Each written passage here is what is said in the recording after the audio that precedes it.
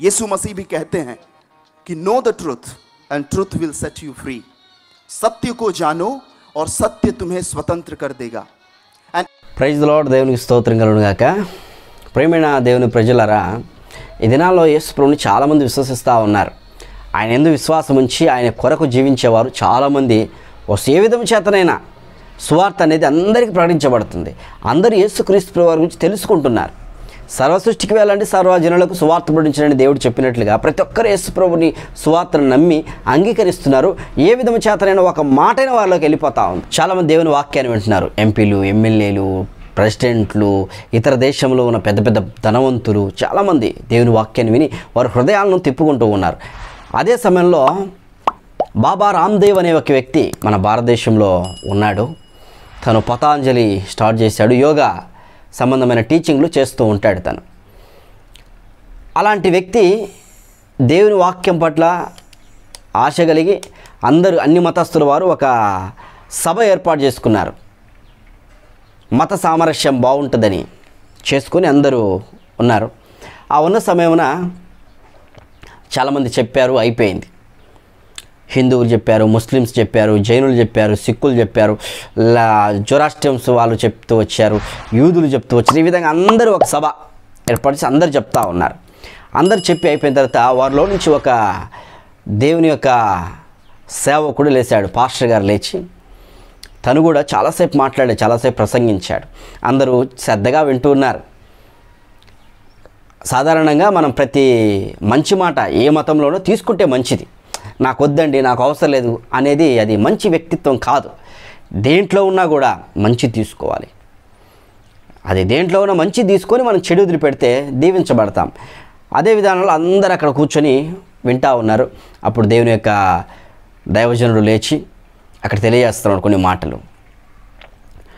యేసుక్రీస్తు ప్రభువారు ప్రేమ, శాంతి, సమాధానం దేవుడు అనుగ్రహిస్తూ వచ్చాడు. ప్రేమ లేనివాడు దేవుడిని ఎరగడు. ఈ లోకంలో ప్రేమ చాలా ప్రాముఖ్యమైనది. యేసుక్రీస్తు ప్రభువు భూమి మీదకి వచ్చి దీని కొరకే అని యేసు ప్రభు మాటలు చెప్తున్నప్పుడు అందరూ శ్రద్ధగా విన్నాడు. వారిలో బాబా రామ్దేవ్ గారు ఉన్నారు. అందరూ దేవుని వాక్యాన్ని వింటూ వచ్చారు. వినండి ఎంతసేపు ఆయన చెప్పిన.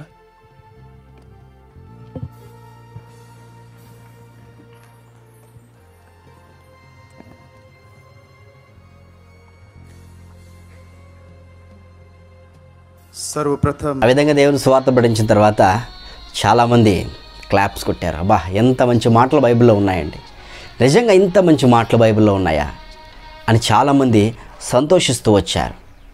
చాలామంది అతన్ని పొగుడుతూ వచ్చారు. నన్ను కాదు పొగడాల్సిందే, దేవుని వాక్యాన్ని చదివితే దేవుడు అనేక విషయాలు తెలియజేస్తూ ఉంటాడు. దేవుని వాక్యం ఇంత స్పష్టంగా తెలియచేయడం జరుగుతూ వచ్చింది. ఒకరినొకరు ప్రేమించుకోవడమే మనం దేవుని ప్రేమించుట అని చెప్పి తను ప్రసంగాన్ని ముగిస్తూ వచ్చాడు. చాలా సంతోష విషయాన్ని మనం అక్కడ చూస్తూ వచ్చాం. ప్రియమైన దేవుని ప్రజలారా, మన జీవితంలో కూడా దేవుని వాక్యాన్ని వింటే ఆయన మనకు చూపించిన ప్రేమ తెలుస్తుంది, సమాధానం తెలుస్తుంది, ఆనందం తెలుస్తుంది. దేవుడు కాపుదల మనకు అనుగ్రహిస్తూ ఉంటాడు. అక్కడ చేరి వచ్చిన వారందరూ అన్ని మతాల వారు అక్కడ ఉన్నారు. అన్ని మతాల వారి ఒక్కొక్కరు చెప్పుకున్నారు. దాంట్లో ప్రాముఖ్యమైన వ్యక్తిగా ఈ యొక్క పాస్టర్ గారు లేచి చెప్పిన దానికి కరతాళ ధ్వనులు పడ్డాయి. అందరూ నిజమే కదా, నిజమే, ఎంత గొప్ప మాట, ఎంత గొప్ప సామెతది, ఎంత గొప్ప విషయం దేవుడు తెలియజేస్తూ వచ్చాడు. కాబట్టి దేవునికే మహిమ కలుగుడుగా. కానీ అక్కడ ఉన్నవారును, ఆ ప్రాంతంలో ఉన్నవారును, అతనును చూస్తున్న మీరు కూడా స్తుతించవలసిన గొప్ప ధన్యత దేవుడు అనుగ్రహిస్తూ వచ్చాడు. కాబట్టి దేవుడు అలాంటి వారికి తోడేని కాపాను గాక.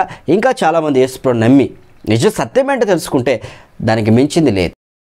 ఢిల్లీ పాస్టర్ గారు అజిత్ గారు అద్భుతమైన వర్తమానాన్ని ఎంత తెలివితో, జ్ఞానముతో తెలియచేస్తూ వచ్చారు.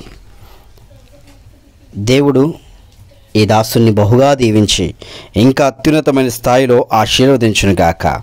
అక్కడ చేరి వచ్చిన వారికి కూడా దేవుడి యొక్క కృప, కనికరములు, క్షమాపణ, ఆయన ప్రేమ రుచి చూసే భాగ్యము దేవుడికి కూడా వారికి అనుగ్రహించారు. ఇలాంటి అందరూ కలిసి వారి వారి భావాలు వ్యక్తపరుచుకునే విషయాలు చాలా బాగుంటాయి. అలా చేస్తే అందరికీ చాలా ఉపయోగకరంగా ఉంటాయి.